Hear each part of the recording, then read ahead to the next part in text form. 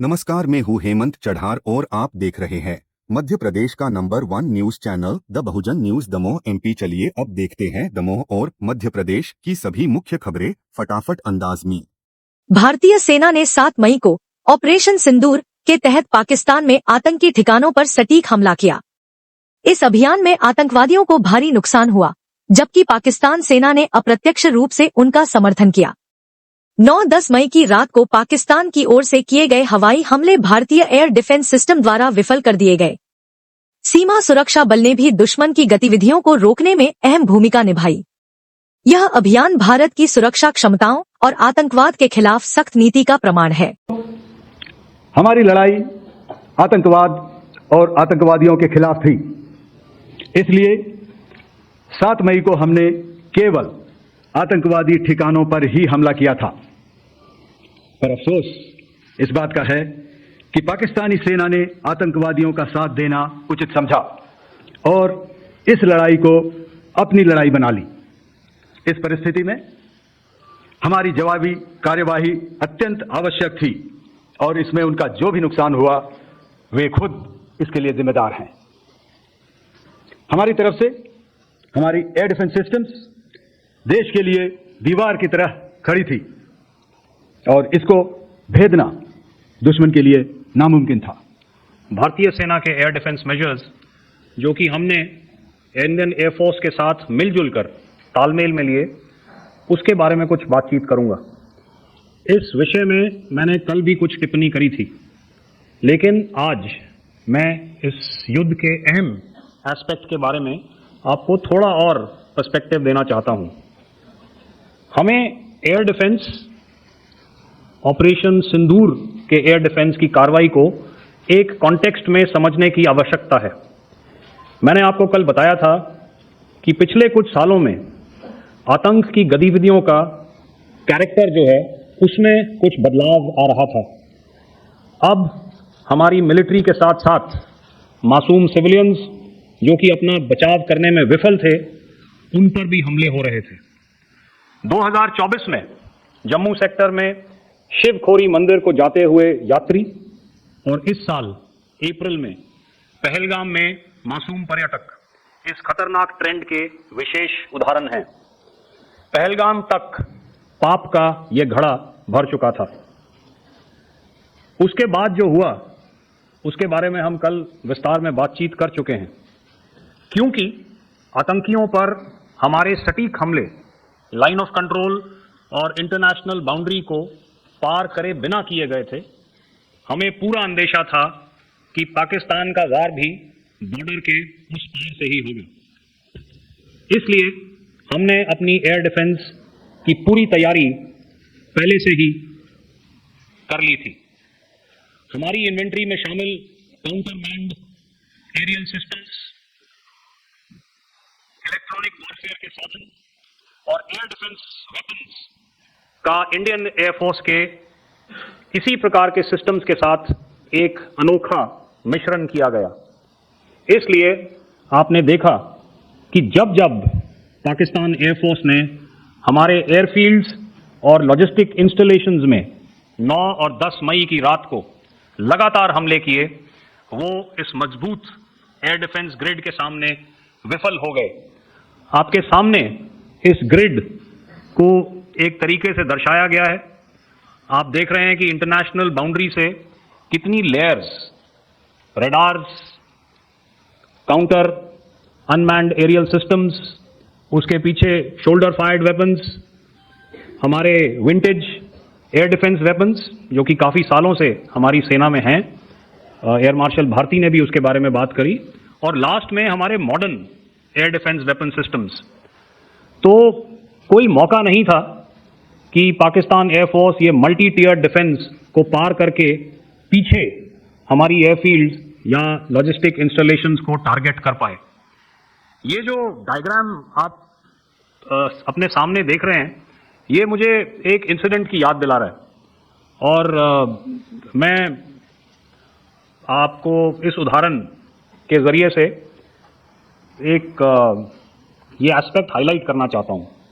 जब मैं स्कूल में था तो तकरीबन मेरे ख्याल से ये 70 का दशक था और उस समय इंग्लैंड और ऑस्ट्रेलिया के बीच में, आज शायद क्रिकेट की बात भी करनी चाहिए क्योंकि मैं देख रहा था कि विराट कोहली ने टेस्ट क्रिकेट से रिटायरमेंट ले ली। कई भारतीयों की तरह वो मेरे भी फेवरेट क्रिकेटर हैं। तो 70 के दशक में ऑस्ट्रेलिया और इंग्लैंड की फेमस एशेज सीरीज चल रही थी और उस समय ऑस्ट्रेलिया के दो बहुत तेज गेंदबाज जो कि क्रिकेट हिस्ट्री में बड़ा उनका नाम है, जेफ थॉमसन और डेनिस लिली, उन्होंने अंग्रेजी बैट्समैन और उनकी बैटिंग लाइनअप को तहस नहस कर दिया था। और ऑस्ट्रेलियंस ने उस समय एक कहावत निकाली थी, that from ashes to ashes and from dust to dust, if Thommo don't get here then Lillee surely must. और अगर आप इस लेयर को देखें तो आप समझ जाएंगे कि मैं आपको क्या बताने की कोशिश कर रहा हूं। तो अगर आप सारे सिस्टम्स को पार कर भी गए तो आपको फिर भी एयरफील्ड या लॉजिस्टिक इंस्टॉलेशन या जो भी चीज को आप टारगेट कर रहे हैं उसमें पहुंचने से पहले कोई ना कोई इस लेयर्ड ग्रिड का सिस्टम जरूर गिरा देगा। जो दुर्दशा कल आपने पाकिस्तान एयरफील्ड की देखी और शायद आज भी एयर मार्शल भारती की प्रेजेंटेशन में, हमारी एयरफील्ड्स हर प्रकार से ऑपरेशनल हैं। यही नहीं, पाकिस्तान के ड्रोन्स और वेपनाइज्ड यूएवीज से की गई हमलावर कोशिशें भी इस ग्रिड के कारण नाकाम हुई और जो बचे कुचे ड्रोन्स थे उन्हें हमारे शोल्डर फायर्ड हथियारों से मार गिराया गया। मैं यहां पर अपनी बॉर्डर सिक्योरिटी फोर्स की भी सराहना करना चाहता हूं। उनके डायरेक्टर जनरल साहब से लेकर बॉर्डर पर तैनात बीओपी पर पहरा देने वाले आखिरी जवान भी हमारे इस अभियान में बढ़ चढ़कर शामिल हुए और बहुत बहादुरी से उन्होंने हमारा साथ दिया। उनके काउंटर अनार्म्ड सिस्टम्स भी हमारे इस मल्टी टियर्ड एयर डिफेंस ग्रिड का हिस्सा थे, जिसके कारण पाकिस्तान की नापाक हरकतों का विनाश किया गया। आपने सुना ही होगा, जब हौसले बुलंद हों तो मंजिलें भी कदम चूमती हैं। दमोह जिले के जरूवाखेड़ा गांव में रविवार शाम एक दिल दहला देने वाली घटना सामने आई, जहां 22 वर्षीय रंजीत यादव की जान एक गाय को बचाते हुए चली गई। रेलवे गेट क्रमांक 11 के पास वह गाय को ट्रैक से हटा रहा था, तभी दूसरी दिशा से आ रही क्षिप्रा एक्सप्रेस की चपेट में आ गया। हादसे में उसका शव क्षतविक्षत हो गया।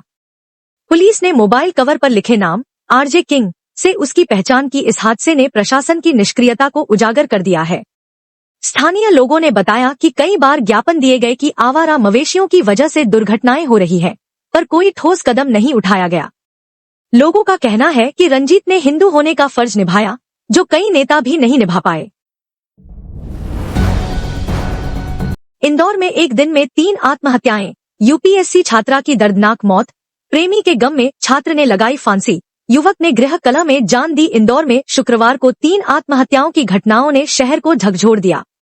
एमआईजी इलाके में यूपीएससी की तैयारी कर रही प्रमिता गढ़वाल 25 ने नस काटने के बाद चौथी मंजिल से कूदकर आत्महत्या कर ली। घटना से पहले उसने वीडियो भी बनाया और मुझे माफ कर देना लिखा।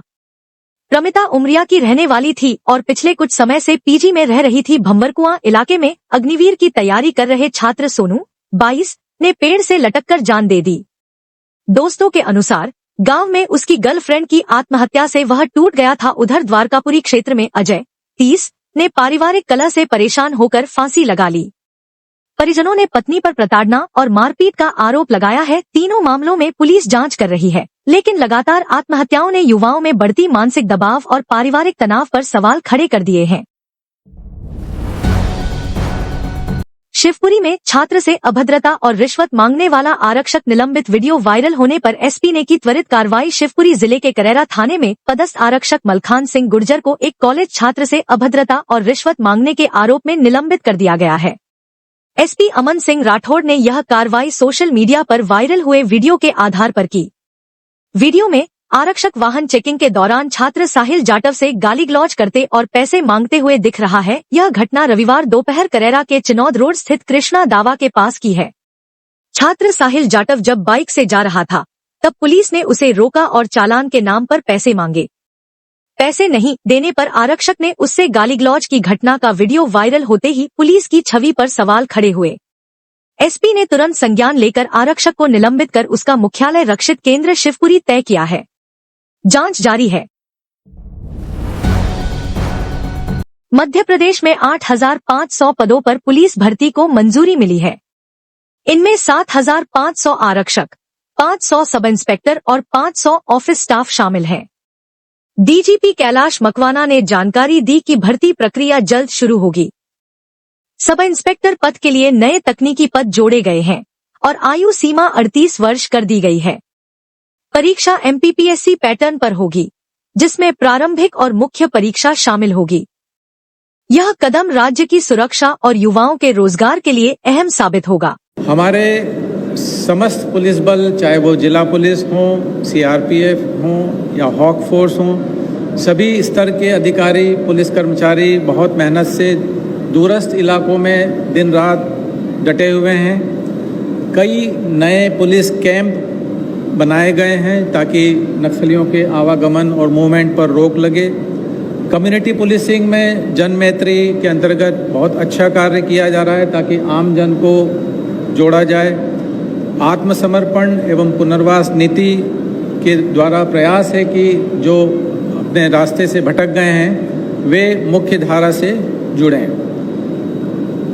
अभी ये जो सारे प्रयास हुए हैं, जो अभियानों में गति आई है, सफलताएं मिली हैं, उसी का परिणाम है कि केंद्र शासन गृह मंत्रालय ने बालाघाट जिला जो निरंतर कई वर्षों से मोस्ट अफेक्टेड जिले में कैटेगराइज्ड था, उसे उन्होंने डिस्ट्रिक्ट ऑफ कंसर्न में डाउनग्रेड कर दिया है, यानी कि उन्होंने इसको सुधार माना है। मंडला और डिंडोरी जिलों को भी उन्होंने श्रेणीकरण निम्न किए है।